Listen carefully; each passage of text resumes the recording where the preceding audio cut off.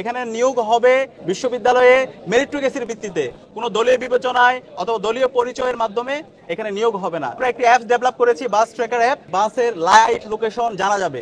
ইনশাআল্লাহ আমরা 9 তারিখের পরে এই অ্যাপস নিয়ে আসবো। আমরা যারা বিশ্ববিদ্যালয়ের শিক্ষার্থী আছি, আমাদের প্রত্যেকের পরিচয় হচ্ছে আমরা হলের শিক্ষার্থী। ঢাকা বিশ্ববিদ্যালয় অনাবাসিক অর্ধেকের মতো শিক্ষার্থী তারা বিভিন্ন হলের বাইরে থাকে। তো এই শিক্ষার্থীদেরকে যেন আমরা হল কেন্দ্রিক এঙ্গেজমেন্ট করতে পারি, আমাদের কোকারিকুলাম অ্যাক্টিভিটিসগুলো এঙ্গেজ করতে পারি, সেই জন্য আমরা কার্যকর উদ্যোগ গ্রহণ করব। এবং আমাদের যারা নারী শিক্ষার্থী আছে, নারী শিক্ষার্থীর জন্য একটা নিরাপদ ক্যাম্পাস গড়ার প্রতিজ্ঞায় আমরা আমাদের কাজ করে যাব। আমাদের নারী শিক্ষার্থীদের হলগুলোতে এক হলের শিক্ষার্থী অন্য হলে প্রবেশ করতে পারে না, এবং আমাদের যারা গার্জিয়ানরা আছে তারাও হলে প্রবেশ করতে পারে না।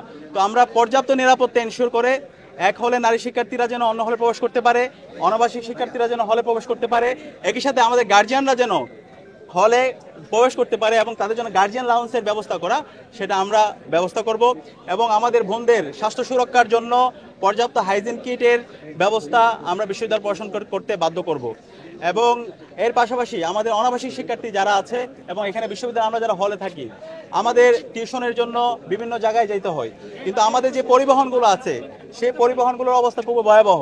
এই পরিবহন কেন্দ্রিক বিশ্ববিদ্যালয়ে একটা কঠিন সিন্ডিকেট তৈরি হয়েছে। এই পরিবহনগুলোকে আমরা উন্নত করব।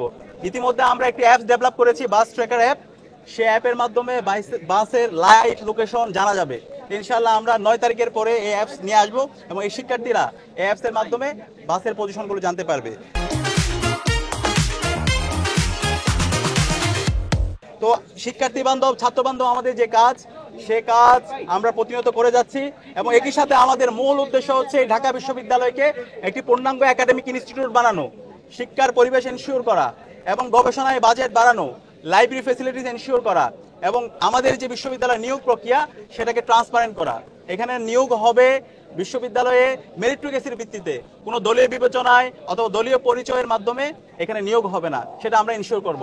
এবং আমাদের যে একাডেমিক মেইল আছে, সেই একাডেমিক মেইলকে আমরা একটা রিসোর্স হিসাবে আমরা ইউজ করব। একাডেমিক মেইলের মাধ্যমে একজন শিক্ষার্থী হলে বসে তার ভর্তির কাজ করতে পারবে, তার পেমেন্টের কাজ করতে পারবে, দেশীয় এবং আন্তর্জাতিক যে জার্নালগুলো আছে সেই জার্নালের অ্যাক্সেস পাবে। তো সেই ধরনের একটা একাডেমিক ইনস্টিটিউট বিনির্মাণ না হওয়ার আগ পর্যন্ত এবং নিরাপদ ক্যাম্পাস বিনির্মাণ না হওয়ার আগ পর্যন্ত আমরা থামবো না।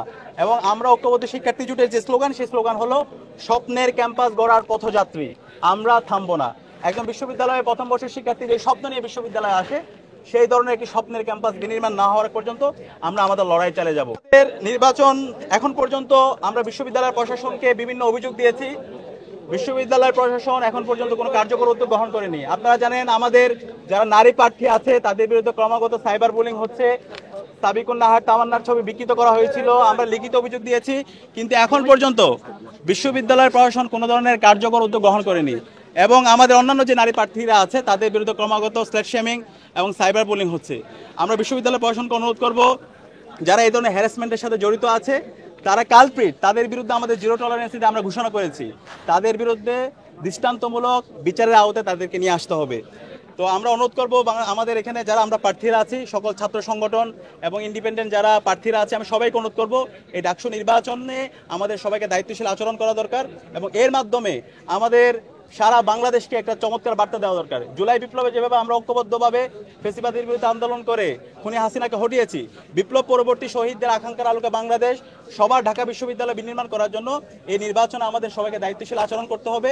এবং আমরা আশা করছি এই নির্বাচনের মাধ্যমে আমরা বাংলাদেশের সকল মানুষদের একটি চমৎকার বার্তা দিয়ে সক্ষম হব এবং আমরা এর মাধ্যমে আমাদের গণতন্ত্রের একটা স্থায়ী রূপের দিকে যাব। সবাইকে অসংখ্য ধন্যবাদ।